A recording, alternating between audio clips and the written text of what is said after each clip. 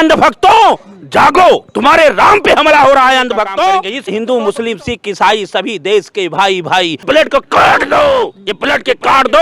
अगर शंकराचार्य जी के भी काटो या किसी सन्यासी के काटो, विश्व का कोई भी वैज्ञानिक इसको बता नहीं पाएगा ये शंकराचार्य का है कि मुसलमान का है। बिस्मिल्लाहिर्रहमानिर्रहीम। अस्सलाम वालेकुम दोस्तों, अंधभक्तों को पैगाम देते हुए एक सिख का कहना था कि अब तो राम मंदिर बन चुका है, अब तो जो है वो फसाद करना, लड़ना, झगड़ना, ये चीजें छोड़ दो। उसका कहना था कि ये हिंदुओं को, मुसलमानों को लड़वाया जा रहा है, सियासत की आड़ में वोट बैंक के लिए इनको लड़वाया जा रहा है। दोस्तों आइए देखते हैं कि मजीद उसने क्या कहा। इंसानियत की बात भी की उसने, और मंदिर के बारे में, मस्जिद के बारे में क्या क्या कहा। उसके बाद डॉक्टर जाकिर नाइक साहब का जवाब भी जानते हैं। वीडियो बहुत इंफॉर्मेटिव है, आइए वीडियो को स्टार्ट करते हैं। अरे अंधभक्तों जागो, तुम्हारे राम पे हमला हो रहा है अंधभक्तों। तो प्राण प्रतिष्ठा हो गई ना, अब क्या दिक्कत है? आप क्यों विरोध कर रहे हैं? जो राम भक्त है, सनातन भक्त हैं, हिंदू भक्त हैं, जो संविधान बचाना चाहते हैं, जो लोकतंत्र बचाना चाहते हैं, फिर गुलाम ना बनना चाहते हैं, वो सब गांव गलियों में जाकर के जगाने का काम करेंगे, जागने का काम करेंगे और इंडिया गठबंधन के साथ खड़ा होके एक एक वोट देने का काम करेंगे। इस हिंदू मुस्लिम सिख ईसाई सभी देश के भाई भाई सब भाई भाई हैं, हिंदू मुस्लिम सब भाई भाई, एकदम भाई भाई हैं। अगर भाई भाई नहीं होते ये प्रमाण है, ये ब्लेड को काट दो, ये ब्लेड के काट दो। अगर शंकराचार्य जी के भी काटो या किसी सन्यासी के काटो, विश्व का कोई भी वैज्ञानिक इसको बता नहीं पाएगा ये शंकराचार्य का है कि मुसलमान का है, क्योंकि पैदा होते हम वहां से। मानव यहां दुकानें चलती है, कोई मंदिर की दुकान चला रहा है, कोई मस्जिद की दुकान चला रहा है, कोई चर्च की दुकान चला रहा है, लेकिन है हम मानव सबसे बड़ा है इंसानियत। अगर इंसानियत मर गई, तुम्हारा धर्म मर जाएगा, तुमको न यहाँ जगह मिलेगी न वहां जगह मिलेगी। मेरा एक गलत फहमी और एक दूर कर दो। हाँ एक ने दो दूर करूंगा। 18 साल पहले जी हाँ, जब वार हुआ था हिंदू मुस्लिम, जी हाँ, ये ऐसा ही क्यों है? हिंदू मुस्लिम ही वार क्यों होता है? बिल्कुल हिंदू सर। ईसाई या सिख मुस्लिम ऐसा क्यों नहीं होता? आपका सवाल था कि हिंदू मुस्लिम ही क्यों होता है, राइट? हिंदू क्रिश्चियन क्यों नहीं होता है? भाई मिसाल के बारे में, जैसा इंडिया पाकिस्तान मैच हो तो ही सब देखते हैं, इंडिया ऑस्ट्रेलिया को कोई नहीं देखता है। बराबर, ये फर्क है। और देखो बिल्कुल पब्लिक हंस भी रही है, बिल्कुल ये जायज बिल्कुल। है, क्योंकि मैं देखा हूँ, क्योंकि मैं 36 उम्र है मेरी, मैं देख रहा हूँ इंडिया पाकिस्तान का मैच रहेगा तो ही हिंदू मुस्लिम देखता है, माशाल्लाह। और अगर इंडिया ऑस्ट्रेलिया रहेगा तो ऑल देखते हैं, मुस्लिम कम देखते हैं। ये मैं आंखों देखी चीज है, और चाहे तो पूछ सकते हैं मजबे में। आप 36 साल से देख रहे, मैं 45 साल से देख रहा हूँ। मैच को नहीं देखता हूँ, मैच नहीं देखता हूँ, लोगों को देख रहा हूँ। और आप बिल्कुल सही कहते कि हिंदू मुस्लिम क्यों लड़ा है।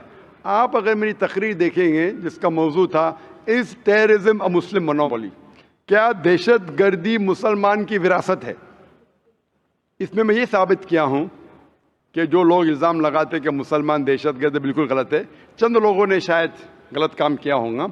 ये साबित किया है कि आप 100-200 साल पहले देखेंगे, सैकड़ों साल पहले मुसलमान तो हार्डली कोई दहशतगर्द हमला कर चुके हैं, सब गैर मुसलमान। लेकिन मैंने इस तकरीर में कहा हूं कि दहशतगर्दी जो है ये मोनोपोली है मेरे हिसाब से पॉलिटिशियन की। ये दहशतगर्दी विरासत है पॉलिटिशियन की। क्यों? क्योंकि पॉलिटिशियन चाहते वोट बैंक, वोट बैंक चाहते। अगर मुझे वोट चाहिए तो क्या करूं मैं? एक ऐसा माहौल पैदा करूं कि वोट डिवाइड हो। आप जानते हैं कितने राइट्स हुए बॉम्बे में, गुजरात में, बाबरी मस्जिद की। मेरे हिसाब से ये राइट्स की जरूरत ही नहीं।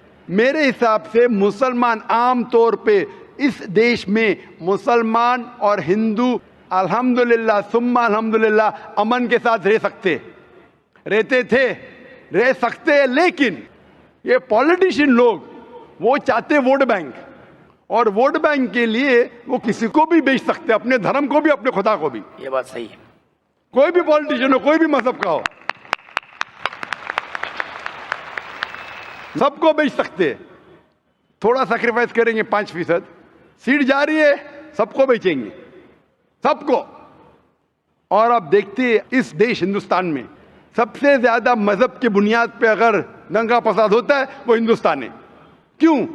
क्योंकि हमें 60 साल पहले ब्रिटिश अंग्रेज हम पे हुकूमत करते थे। किस तरीके से?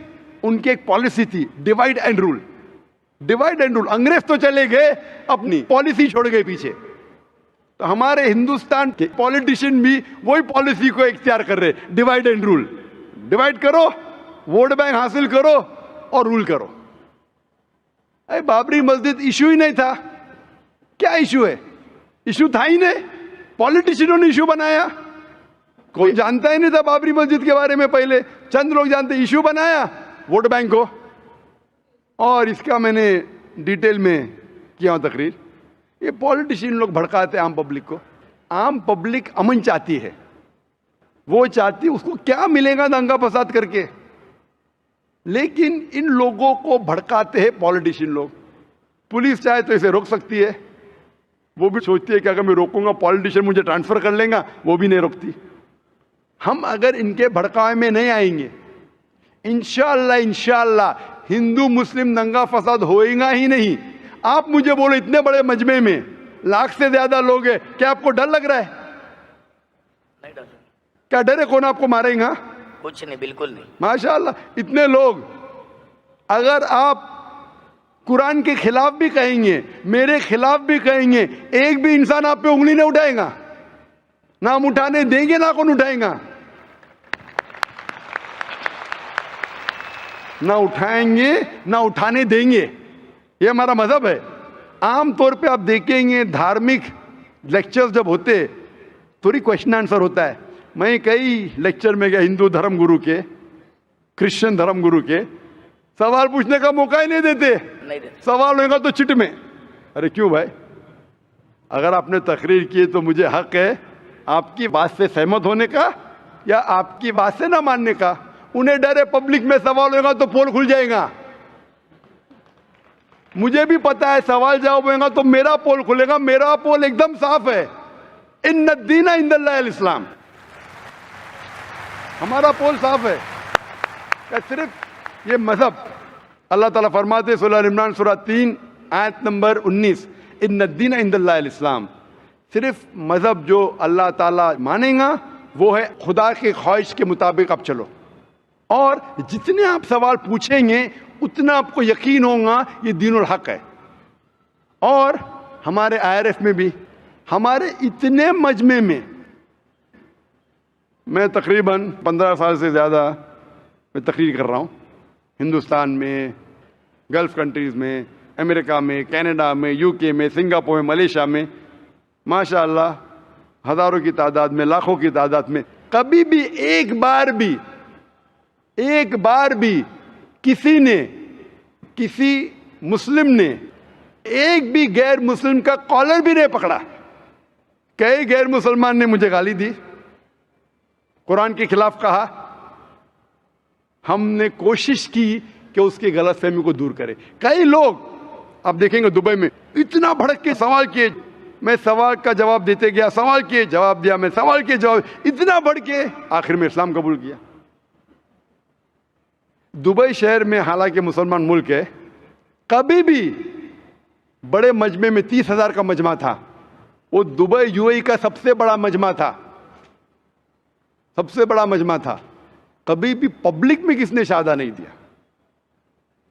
तो जो लोग खिलाफ है, हम अमन से जवाब देते, वो माने या ना माने। और ये नहीं हम कहते कि आपको मानना ही पड़ेगा, हम कोशिश करेंगे हिकमत के साथ जवाब दे। तो ये जो दंगे फसाद हो रहे पॉलिटिशियन की वजह से, हम अगर अहद ले कि पॉलिटिशियन जो भड़काते हैं उनके भड़कावे में ना आए, इंशाअल्लाह अमन रहेगा।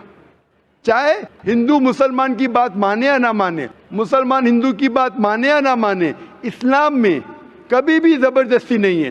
कुरान में साफ तौर पे लिखा है सूरह अनाम में, सूरह नंबर 6 आयत नंबर 108 में, कि आप उन लोगों को गाली मत दो जो अल्लाह के अलावा दूसरों की इबादत करते हैं, नहीं तो जहालत में वो लोग अल्लाह को गाली देंगे।